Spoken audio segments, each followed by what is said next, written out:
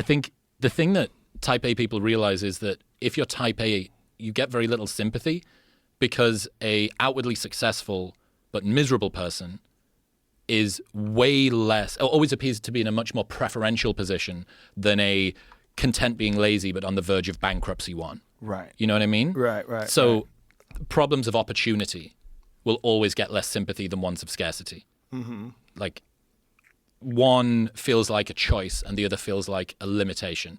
One is like a bourgeois luxury and the other is like a systemic imposition. You know, I need someone to teach me how to switch off and relax feels dopaminergic and opulent and addicted and privileged. I need someone to teach me how to work harder feels noble and upward aiming and like you're supporting the downtrodden. Like every underdog movie in history has a training montage of some guy down on his luck that gets saved by the right woman or a Japanese dude that teaches him to wash cars or whatever it is, and through grit and spit and sawdust, he sorts himself out and he fixes his life. No movie explains how to log out of Slack at 6 p.m.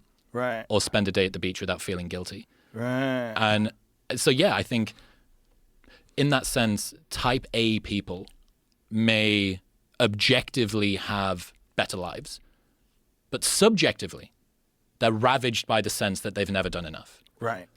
They wake up every single morning feeling as if they're already trying to repay some productivity debt. And only if they dance through the day completely perfectly, nail every single task, can they go to bed not feeling like a waste man. Yeah. That's where they're at.